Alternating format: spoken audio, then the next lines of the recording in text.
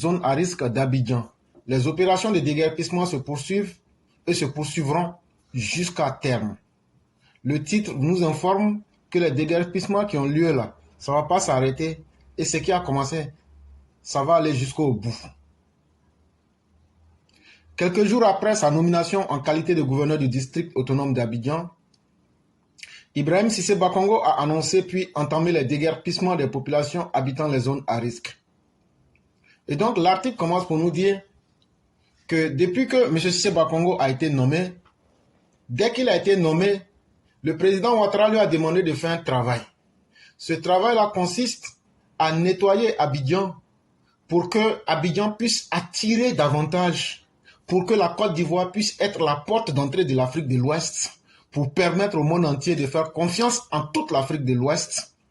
Et donc, le travail qui est fait aujourd'hui, quand vous quittez le plateau et que vous partez à Yopougon, ou bien dans d'autres quartiers, et que vous trouvez sous vos nez des bidonvilles qui font la honte, à un certain moment, ces bidonvilles aussi qui sont des nids même de bandits, de foyers, de brigands et de personnes de mauvaise aloi, il était temps qu'un dirigeant puisse avoir le courage historique de prendre des décisions.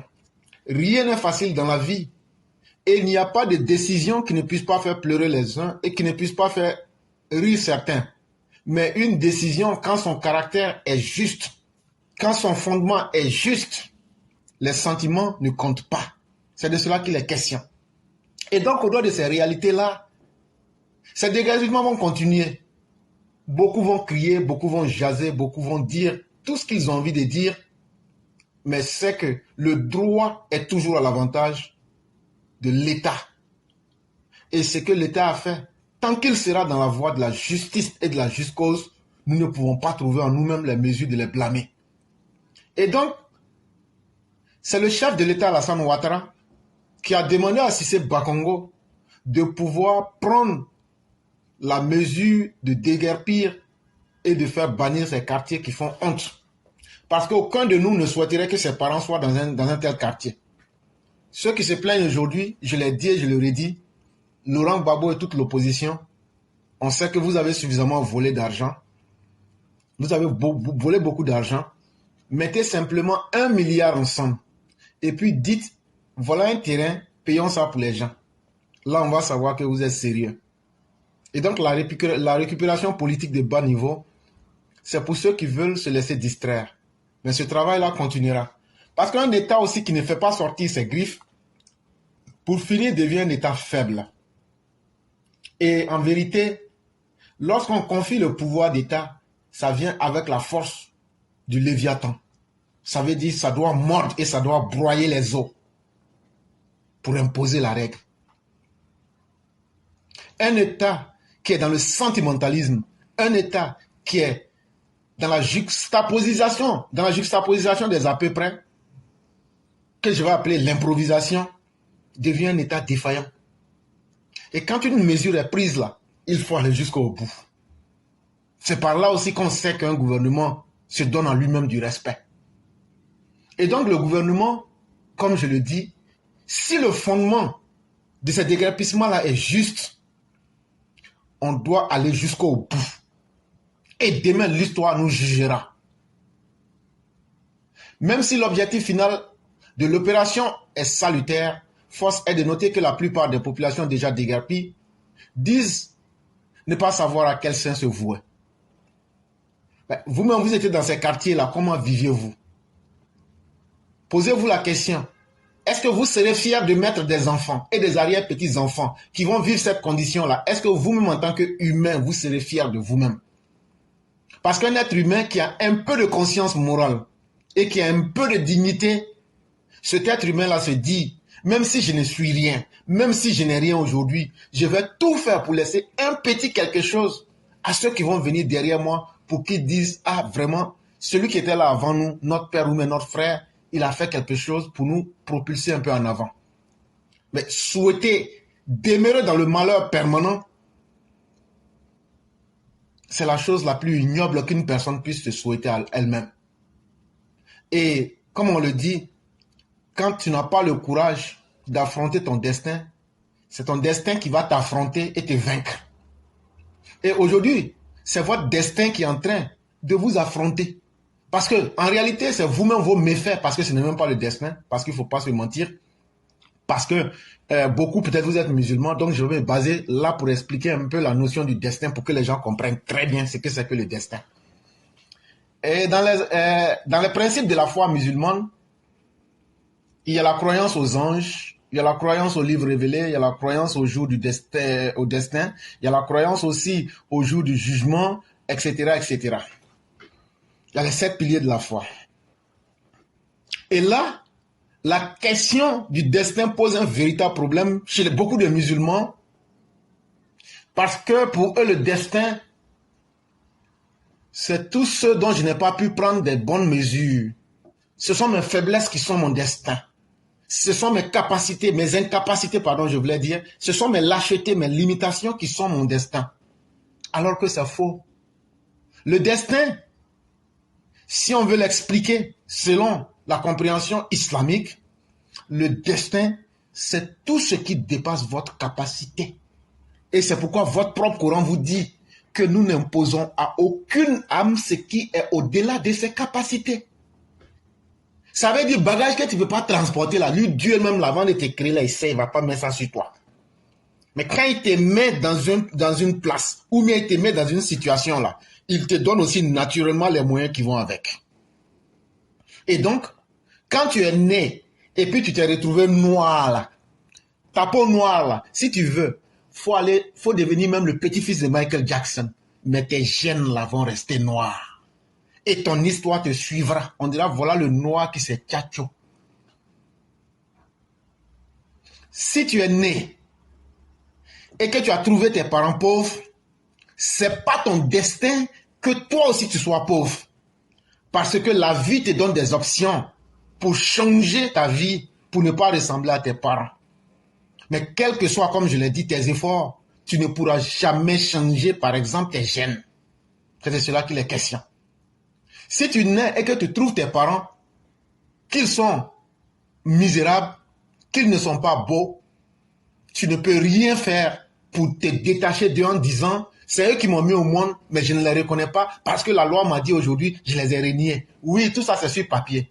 Mais la nature même sait qu'il y a un lien que tu ne peux pas couper. C'est que la nature même, dans son fonctionnement, sait que c'est eux c'est eux qui t'ont mis au monde. Voilà ce qu'on appelle le destin. Et donc, si je vais sur un aspect beaucoup plus global, pourquoi aujourd'hui les Africains se plaignent? Les Africains, dans le destin de qui Dieu a donné toutes les richesses. Là, maintenant, je m'adresse aux Kamites ou bien à ceux qui disent que l'Afrique est riche. Et donc, oui, disons, partons sur ce faux paradigme que l'Afrique est riche.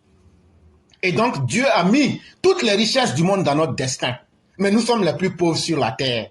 Et donc, il y a quelque chose qui cloche. Il y a quelque chose qui ne fonctionne pas. Comment vous, le continent qui a toutes les ressources naturelles du monde, mais vous êtes les plus misérables. Et donc, ici, quel est votre destin? Votre destin, c'est d'être assis sur une mine d'or, mais d'être misérable? Non.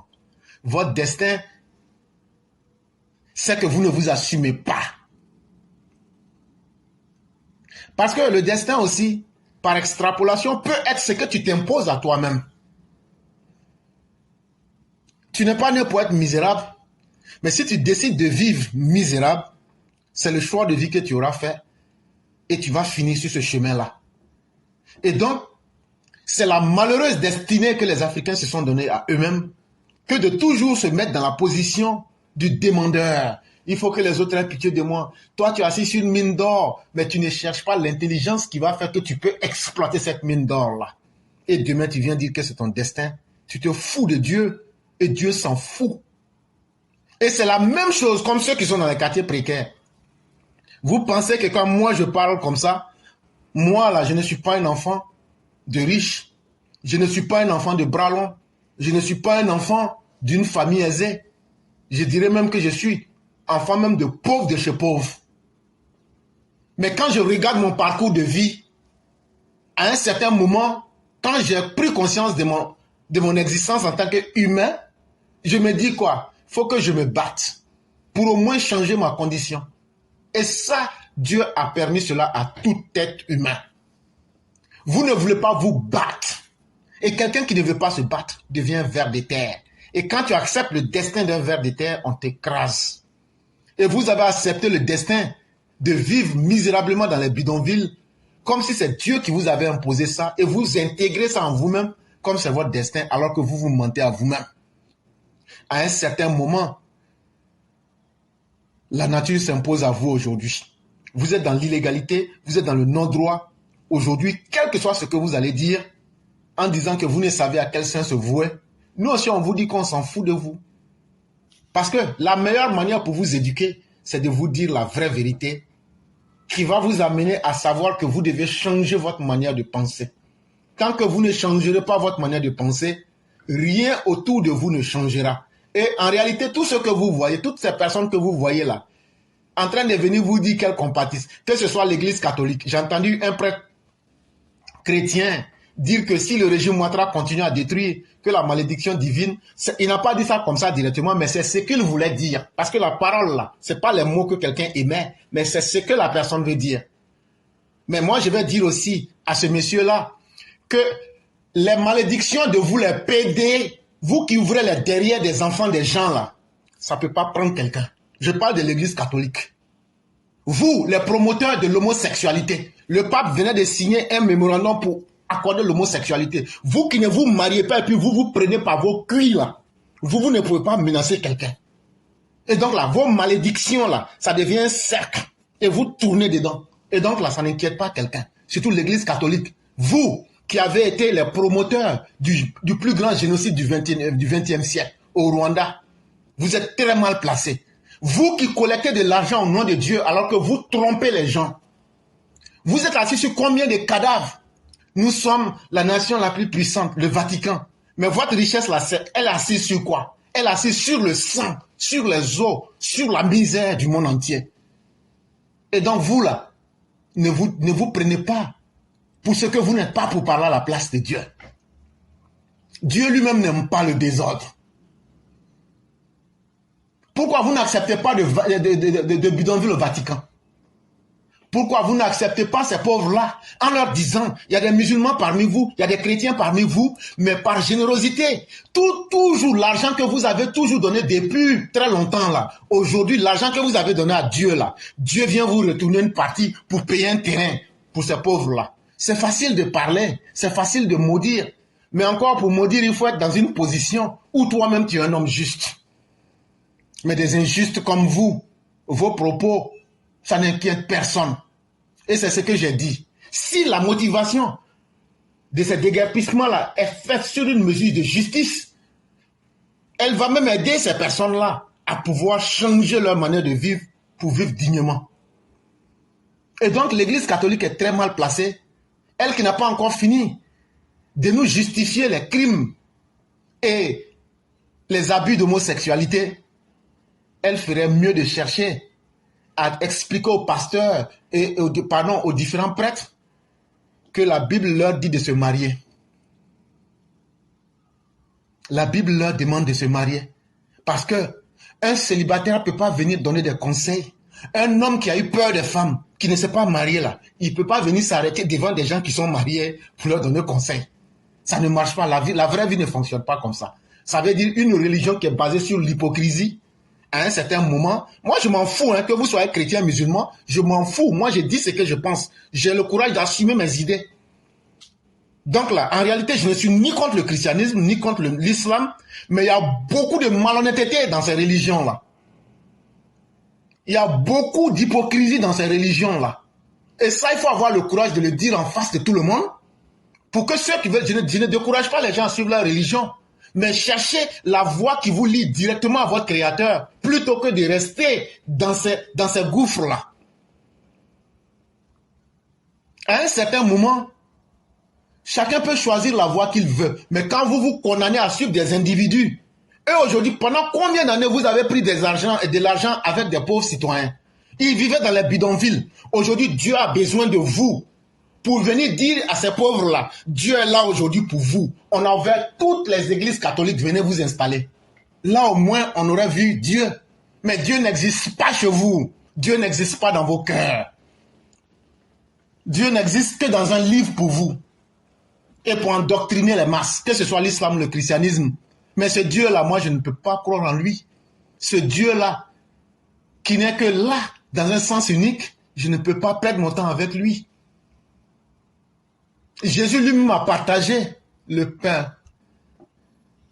Jésus lui-même, quand il a été descendu de la croix et qu'il a été payé par Joseph Arimathée et qu'on a mis son corps dans le caveau et qu'on a pris de l'huile qu'on a chauffée et qu'on a mis dans ses plaies, cette science qui lui a été enseignée chez nous ici en Égypte, quand il est venu ici en Égypte, chez nous en Afrique, chez les frères et seigneurs, on lui a enseigné ça. Ce que beaucoup ne savent pas aussi, c'est que Jésus aussi, c'était un médecin. Ça veut dire qu'il soignait les gens physiquement comme de la manière on voit les médecins là. Il soignait les gens. Il soignait les gens. Mais la science de la médecine là, c'est où il a eu à apprendre ça. C'est chez nous ici en Égypte. Comme de la même manière que les Platon et autres sont venus chez nous, les Socrates sont venus là. Comme ça. L'Afrique était le berceau de la connaissance. Aujourd'hui, ce sont ces enfants des Africains qui sont devenus des misérables et qui se condamnent à penser misérablement. Quand il s'est réveillé là, sur la table, alors que tous les disciples s'étaient cherchés, il a demandé aux femmes qui sont restées de faire appel à eux. Et il leur a bien dit, un esprit là, ça ne mange pas. Un esprit là, lui, il n'a pas besoin de manger. Je suis encore cher. Et c'est après qu'il va faire la séparation. Et peut-être un autre jour, je vais expliquer le reste de l'histoire. Et donc là, pour dire non, Dieu, mais Dieu lui-même là, il n'est pas bête à la fin de la journée. Dieu sait ce que chacun fait. Et Dieu est plus grand que chacun parce qu'il connaît les intentions de chacun. Et c'est pourquoi je dis, si les intentions derrière ces déguerpissements sont justes, Dieu même avec celui qui aime l'ordre. Et Dieu aime celui qui aime la propriété. Selon le premier vice-gouverneur, la vie est préférable aux émotions. Et donc, le premier vice-gouverneur, c'est-à-dire, le jour que Bakongo n'est pas là, celui qui est là, lui, il est sorti et il a dit qu'aujourd'hui, là, où on est arrivé là, la vie vaut mieux que les émotions. Ça veut dire quoi? Ça veut dire dans la vie, là, pour que tu sois content ou que tu ne sois pas content, là, tu es encore vivant. Mais si tu es mort, là, les morts n'ont plus d'émotions. Et donc, là, les pauvres qu'on chasse aujourd'hui, là, ils peuvent se plaindre. Mais les pluies qui vont venir, là, si vous avez les informations, les dégâts que ça va faire, là, ça va tuer plus que les autres années. Les pluies qui vont venir cette année-là, ça va faire plus de dégâts que les autres années passées. Et donc là, on va sauver les vies, même si ces personnes seront mécontentes là. On va leur sauver leur vie, et puis elles vont rester dans leur mécontentement. On préfère ça. La grande différence entre vous, l'Église catholique, entre vous, les opposants ivoiriens, qui êtes en réalité dans une manipulation. Pour l'Église catholique, son problème, pourquoi Alassane Ouattara, un musulman au pouvoir, moi je l'ai dit, hein, moi je ne suis pas là pour faire plaisir à quelqu'un. C'est que je vous dis, le jour que ça te fait mal, tu te désabonnes et tu quittes sur la plateforme. Je n'ai jamais demandé un salaire à quelqu'un. Je ne me nourris pas avec ça. Et je suis là pour assumer mes pensées. Et donc, je dis ce que je pense. Et je peux me tromper comme tout être humain. Quand je me trompe, si tu es sûr de ta connaissance, tu viens aussi et puis tu dis ce qui est là. Et puis les gens seront là pour vérifier, pour comprendre. On n'a pas besoin de combat. Je le dis, je l'assume et je le répète. Le vrai problème de l'Église catholique de Côte d'Ivoire, pourquoi Alassane Ouattara, un musulman, eux n'arrivent plus à faire leur gombo comme auparavant. Et ça, eux ne vont jamais pardonner ça. Et donc, ils sont dans les soutanes, ils disent qu'ils agissent au nom du Vatican, mais il n'y a pas plus militant, extrémiste de l'opposition que l'Église catholique de Côte d'Ivoire aujourd'hui. À commencer par son plus grand chef, jusqu'à leur plus petit. Eux tous se cachent. Aujourd'hui, eux peuvent sortir pour parler de la misère du peuple. Lorsque les escadrons de la mort existaient en Côte d'Ivoire, ça ce n'était pas misère du peuple. Lorsque des militants RDR étaient massacrés par centaines et enterrés dans des tombeaux géants, ça ce n'était pas injustice. Lorsque Laurent Gbagbo rentrait à Abobo, lorsque Laurent Gbagbo rentrait à PK18, lorsque Laurent Gbagbo, à travers les Dogoble, explosait les têtes des gens en pleine rue, ça, ce n'était pas une injustice. Et donc, vous vous réveillez tard. Et donc, votre posture, elle est hypocrite. Et si c'est votre Dieu qui vous a envoyé, comme l'a dit Nietzsche, je m'associe à Friedrich Nietzsche pour vous dire, votre Dieu est mort. Votre Dieu hypocrite est mort. Et c'est nous les surhommes qui sont là. C'est nous, les surhommes, qui allons dominer cette terre-là, au détriment de votre faux Dieu, de votre Dieu païen. Nous préférons vous dire ça. Un Dieu qui ne s'assume pas. Un Dieu qui fait la différence entre les vies à cause de ses intérêts. À un certain moment, il faut avoir le courage de faire tomber les masques. Votre faux Dieu qui vous fait rêver chaque fois de la chute du régime Ouattara. Mais ce Dieu-là a été incapable de vous montrer la chute de Laurent Gbagbo pour que vous puissiez prendre des mesures. Et ce faux Dieu-là a été incapable de vous dire qu'est-ce que vous auriez dû faire. Mais ce sont les injustices que vous avez accumulées à cause de votre faux Dieu. Parce que le Dieu que vous adorez, c'est votre ego. C'est votre intérêt. C'est Mammon que vous adorez. C'est Baphomet que vous adorez. C'est Baal que vous adorez. Hey, on va dire tout ici en public. Les catacombes qui sont en Italie, là, vous connaissez bien l'histoire des catacombes. Mais un jour, on va rentrer dans ça pour expliquer ça à tout le monde. Et vous savez pourquoi vous gardez ces catacombes-là cachées. Mais un jour, on va mettre tout ça sur la place publique. Et quand je dis un jour, ça veut dire moi, je vais le faire. Je n'attendrai pas quelqu'un pour le faire.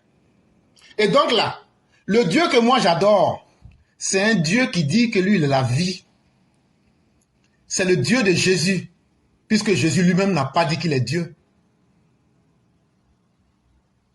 Et donc là, ce Dieu-là, lui dit, un homme là, que tu sois païen, que tu sois musulman, que tu sois juif, que tu sois sabéen, que tu sois zoroastre, que tu sois sikh, que tu sois chrétien, que tu sois athée, ce Dieu-là dit, tout le monde mérite de vivre. Et si tout le monde mérite de vivre, il faut garantir la vie de tout le monde avec la justice. Le monde ne sera jamais parfait, mais le monde peut nous offrir à chacun une certaine justice. L'Église catholique et les grandes religions dites révélées qui sont si puissantes aujourd'hui, qui concentrent les richesses du monde. Si vous voulez être juste, vous devez déconcentrer les richesses du monde. Pour que celui qui te gifle sur la joue droite, tu puisses encore tendre la joue gauche. Mais vous le dites aux plus pauvres de le faire. Mais le jour où les plus pauvres ont besoin de vous, pour garantir leur vie, vous leur dites non, non, non, vous méritez de mourir. Et on va jouer sur vos sentiments. Mais nous que vous traitez d'athées, nous que vous traitez de contre les religions, nous disons que la vie est préférable aux émotions. Et c'est pourquoi on va sauver ces personnes-là. On va préférer les voir souffrir, se plaindre. Mais au moins, on va leur dire, si vous étiez restés, voilà ce qui allait vous arriver. Parce qu'en chaque saison de pluie, ce qui arrive là, tout le monde connaît. Mais comme nos familles ne meurent pas, comme la famille des dirigeants catholiques ne meurt pas, comme la famille de Laurent Gbagbo ne meurt pas, comme la famille de Tidjane Thiam ne meurt pas, on fait tous semblant de blaguer ces personnes-là, de les maintenir dans les émotions et chaque fois assister au même drame qui se passe. À un certain moment, même si on ne peut rien donner à ces personnes, on peut au moins sauver leur vie contre leur volonté et c'est ça le sens des déguerpissements. Je comprends que ces opérations fassent l'objet d'émotions de la part de nos concitoyens. Mais qui n'a pas, par le passé, perdu un ami, une connaissance dans les drames que nous avons connus à travers les éboulements de terrain dans le district autonome d'Abidjan? Et le vice-gouverneur pose une question. Même si tu es hypocrite, même si tu es méchant, même si tu n'aimes pas la vie, mais ceux qui meurent là, tu n'as jamais entendu toi que ceux qui meurent là, c'est surtout en saison de pluie avec les éboulements de terrain dans le district autonome d'Abidjan. Toi, tu n'as jamais entendu parler de ça. Il faut sortir pour venir nous dire, si tu n'as jamais entendu parler de ça, on va faire sortir les vidéos pour te présenter. Mais toi-même, tu sais, ceux qui meurent là, ce sont les maris de certaines personnes. Ce sont des pères de famille de certaines personnes. Ce sont des amis de certaines personnes. C'est pour certains des connaissances. Mais est-ce qu'on va continuer à vilipender, à ne pas accorder un minimum de droit à la vie parce que ces personnes sont pauvres, donc elles méritent la mort? C'est le message que l'Église catholique, que les opposants ivoiriens sont en train de lancer. Vous ne méritez pas de vivre parce que vous êtes pauvre. Et ce qui vous arrive est bien et doit continuer. C'est ce message-là que vous lancez à ces personnes-là. Au lieu de leur dire, qu'est-ce que nous pouvons faire pour vous faire sortir de cette situation? Et c'est pourquoi j'aime beaucoup le philosophe athée existentialiste Jean-Paul Sartre. Il dit, c'est un exemple, dans l'existentialisme, c'est un exemple des plus bêtes que je prends. Un être humain, là, il y a des questions là. Quand tu payes un billet d'avion, c'est un exemple que je prends. Ou bien tu prends une voiture, et puis tu t'en vas, tu quittes un point A, tu quittes Boaké pour aller à Abidjan. Et puis, dans ton parcours, tu fais un accident. La vraie question que tu dois te poser, c'est pas pourquoi j'ai voyagé aujourd'hui. La question n'est pas pourquoi j'ai voyagé aujourd'hui. La vraie question, qu'est-ce qui a fait que l'accident est arrivé? Si tu te poses cette question-là, tu vas découvrir peut-être que c'est toi-même l'origine de l'accident. Et si tu acceptes les faits, tu te corriges. C'est ce courage-là qui a manqué aux politiciens. Sinon là, au fond, personne n'aime voir ces bidonvilles. Au fond, personne n'aime les pauvres. Ça, c'est la vérité. Vous qui êtes content de votre pauvreté là, personne ne vous aime. Les gens font semblant de vous exploiter. Mais moi, je viens vous dire qu'à un certain moment là, on va vous dire la vérité pour que vous-même vous dites que vous pouvez réussir, vous pouvez faire mieux. Et donc là, posez-vous les vraies questions. Et les vraies questions dans votre cas, qu'est-ce qu'on fait définitivement pour mettre fin au cycle de malheur que nous vivons? Parce que nous pouvons vivre mieux. Et Dieu n'a jamais créé quelqu'un pour être éternellement misérable. C'est devenu une affaire de génération et même, je dirais même, d'héritage de famille. Il y a eu des morts à Bobo, des morts à Anyama, des morts à Cocody, des morts à Atekoubé, pour ne citer que ceux-là. Entre la vie de nos concitoyens et le fait de leur demander de libérer certaines installations, pour nous, le choix est vite fait. Et c'est clair. S'agissant de la question de l'indemnisation, Clotioman est peu rassurant. Cependant, il évoque des voies de recours possibles pour trouver satisfaction.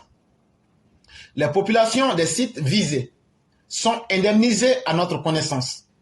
Mais, comme je l'ai dit, s'il se trouve que par hasard parmi ces populations, il y a des gens qui n'ont pas encore été indemnisés, il y a des instruments, des instances qui peuvent être actionnées en ce sens-là, a-t-il indiqué. Et donc il dit que les populations qui n'ont pas été indemnisées, pour ne pas être dans les excès, il est resté réservé. Il dit s'il y a des gens, mais le si là, la conditionnalité là, l'hypothèse qui est mise là, ça veut dire si tu es le propriétaire véritable d'un terrain et que tu n'as pas été indemnisé, il faut te présenter. Tu as un ACD? Non. Mais même malgré que le fait que les gens n'ont pas les ACD, quand ils sont propriétaires, le gouvernement les a indemnisés. En fait, il y a un cycle de malhonnêteté qui est rentré dans la chose. Je vous prends un cas simple. Mère Sali connaît avec moi ici. Kaswat est avec moi ici. Je prends encore qui d'autre? N'importe qui est avec nous ici. Moi, j'habitais dans un quartier précaire. Le gouvernement est venu, il m'a indemnisé. Moi, je sais déjà, puisque mon nom est dans les archives, je m'avais appelé Kaswat, qui est mon cousin, c'est un exemple que je prends. Je lui dis, Kaswat, moi j'ai déjà eu pour moi. Oh. Donc là, toi-même là, il faut venir, tu vas rester ici. Mais quand tu vas rester là, après quand ils vont venir là, tu fais la même chose que moi j'ai fait. Ils vont encore t'indemniser. Hey, qu'est-ce qu'on a découvert? Il y a des gens qui ont été indemnisés sur un seul terrain 3 ou 4 fois. Comme on vous parle, vous ne voulez rien comprendre là. On va vous expliquer maintenant les choses. Il y a des gens qui ont été indemnisés 3 ou 4 fois sur un terrain où eux-mêmes ne peuvent pas présenter ACD. Mais mieux, Quand on fait ça, qu'est-ce qu'on fait? On prend des locataires, on les met dedans. Sachant bien que, tôt ou tard, on a déjà pris l'argent et que ces coins-là seront cassés, on continue de maximiser nos gains. On continue de ruser avec le destin en prenant l'argent avec les gens. Mais le gouvernement allait plus loin. Ces locataires eux-mêmes, le gouvernement leur a donné pour certains 200 000 francs, pour certains 300 000 francs. Tu n'es pas propriétaire, tu es simple locataire, on t'a donné 200 000 francs, on t'a donné 300 000 francs. Et c'est devenu aussi un marché aussi pour les locataires. Et aussi, ils restent dans ça. Chaque jour, il faut donner. Donc, en réalité, derrière les déguerpissements, c'était un gros business qui était né. Et c'est maintenant qu'on se rend compte que ça faisait rentrer beaucoup d'argent de façon malhonnête dans les poches de certaines personnes. Qu'elles soient propriétaires, supposés ou locataires.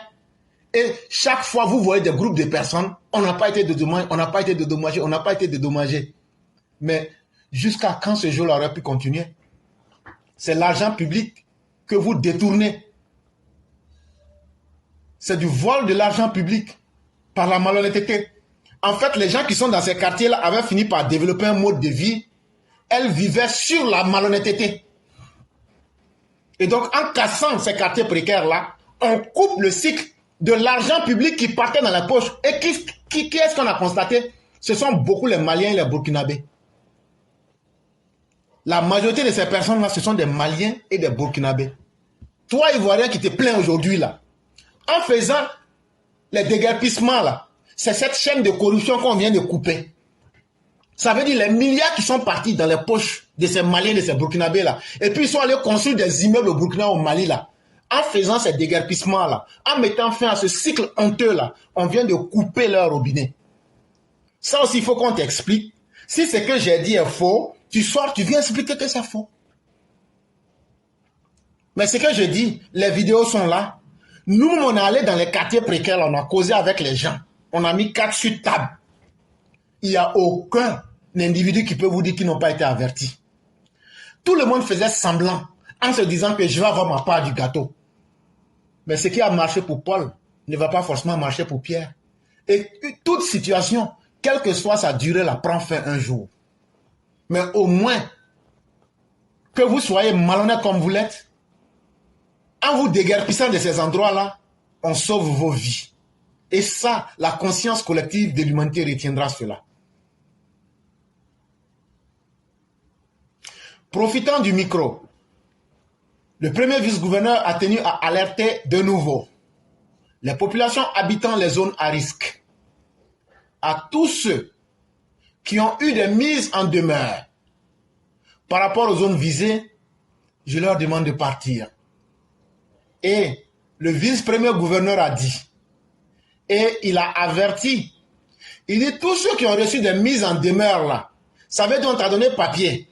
Sur papier, on t'a dit d'ici telle période, il faut quitter ici là. Il dit quitter. Parce que l'opération que nous avons entamée, nous allons la mener jusqu'à son terme avec fermeté. Ça va continuer. N'écoutez pas des politiciens qui vont venir vous dire on ne va pas casser, on n'est pas content. Hey, ces politiciens-là sont des petits maires. Ces politiciens-là sont des petits députés. Mais le grand président Ouattara, là, sa décision sera appliquée. Il y a des gens là, on les a pris pour être témoins. Il y a des gens qui voulaient être vice-gouverneur. Chers parents, il y a beaucoup de choses qu'on ne peut pas dire. Il y a certains qui voulaient être gouverneur. On leur a dit, est-ce que tu as courage? Est-ce que tu t'es dirigé avec la solution de courage? Il dit, je ne sais pas. On dit, bon, comme c'est comme ça, tu vas devenir l'œuf. Partout où il y aura des déguerpissements, il faut aller, tu vas regarder. Si vous savez regarder, vous comprendrez de quoi je parle. Hey, il faut les vrais hommes pour faire les grandes choses. Partout où on a parlé de développement là, ce sont des décisions dures et des décisions fermes qui ont été prises pour qu'on avance. Hey, ceux qui sont là, demandez à nos moments quand il y a l'accouchement. Quand les femmes accouchent, ici aux États-Unis, on a la chance, les garçons peuvent assister à l'accouchement. Mais le jour que tu vas assister à un accouchement, c'est ce jour-là que tu vas savoir que la femme n'est pas n'importe qui. C'est ce jour-là que tu vas savoir que ta femme que tu vois là, Elle n'est pas n'importe qui. Même naître, le fait de naître là, ça fait mal. À plus forte raison, vivre. Si naître même fait mal là, c'est pas vivre qui ne va pas faire mal. Et donc là, ceux qui vivent là, c'est ceux qui acceptent d'encaisser les coups. C'est ceux qui acceptent de prendre des grandes décisions. C'est eux qui changent le monde. Quand tu ne prends pas de décisions, quand tu ne poses pas d'actes forts, tu finis comme un détail inutile dans la vie. Et quand tu es un dirigeant, il faut que l'histoire de l'humanité retienne quelque chose de ton passage. Si tu veux rester dans l'histoire, tu dois prendre des actes grands. Tu dois prendre des actes de fermeté. Parce qu'il y a la vie de nos concitoyens et la sécurité de leurs biens, a martelé le gouverneur. Enfin, un plan d'aménagement des sites ayant fait l'objet de déguerpissement est prévu. On ne va pas casser, ramasser les gravats et laisser l'espace être recolonisé par certains de nos concitoyens. Et donc ceux qui pensent que, oh laissez, quand ils vont casser là, est-ce qu'on ne se connaît pas ici? S'ils ont cassé là, wallahi, au nom de Jésus, nous on va revenir. Bon là, je fais bien du syncrétisme, hein, parce que c'est les musulmans qui disent wallahi, et puis les chrétiens ils disent, au nom du sang béni de Jésus, on va revenir. Quand tu vas arriver, ton sang maudit là, on va couper ta queue. Là où c'est cassé là, c'est fini. Il dit, les couillons que vous êtes là, laissez nos cas casser. Quand ils vont finir de casser là, nous on va venir, nous on va jouer dans le coin ici. Quand ils vont finir de casser là, il dit, il n'y a pas de garçon qui va venir pour venir dire, non, on va être là pour 2 jours. C'est fini. Une fois qu'on vous a rasé là, c'est fini. Et donc l'espace ne sera pas du tout recolonisé par certains de nos concitoyens. Pour ce qui concerne les sites qui ne sont pas propres à l'habitation, les sites qui font obstruction au réseau d'assainissement, ils seront libérés pour que les infrastructures puissent être préservées. Les emprises de nos vies, de nos voies, feront l'objet d'un aménagement pour les rendre plus agréables, ces espaces-là. Rappelons que plusieurs autres lieux des communes sont au programme. Et donc, si tu n'es pas content, que tu es fâché là, si on a détruit Banco, on a détruit Gesco, on a détruit une partie de Broma côté avec Atekoubé là, ça peut-être qu'on t'a surpris. Donc là, les calages que vous avez payés, les chars de combat, les RPG 7, et même si vous avez des missiles Stinger, c'est pas grave. On vous donne le programme. Bientôt, entre le 5-9 jusqu'au 17 mars 2024, allez vous faire des embuscades. À Niamey, il y a 11 sites là-bas qui seront cassés. Il y a 10 sites à Tekoubé qui seront cassés. Il y a 19 sites à Borbo qui seront cassés. Il y a 18 à Yopougon qui seront cassés. Il y a 13 sites à Djamé qui seront cassés, à Bobo qui seront cassés. Il y a 9 au plateau qui seront cassés. Il y a 8 à Songon qui seront cassés. Il y a 7 à Marcory qui seront cassés. Il y a 6 à Benjerville qui seront cassés. Et il y a 6 à Djamé qui seront cassés.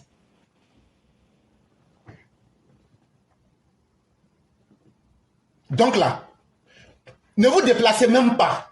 Si tu es à Bobo là, il faut t'apprêter. Il y a 13 coins à Bobo, ils vont casser. Toi-même là, tu connais.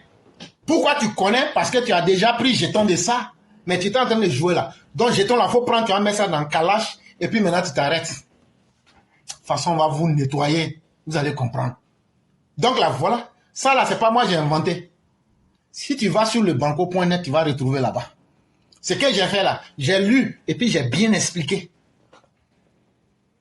Donc à bon attendeur, salut. Si vous n'aimez pas votre vie, vous pouvez choisir de mourir aussi.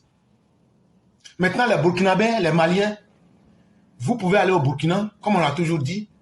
Vous pouvez aller au Mali pour reprendre une nouvelle vie. Parce qu'au fond, nous, on ne vous aime plus. Au fond, là, vous nous dégoûtez.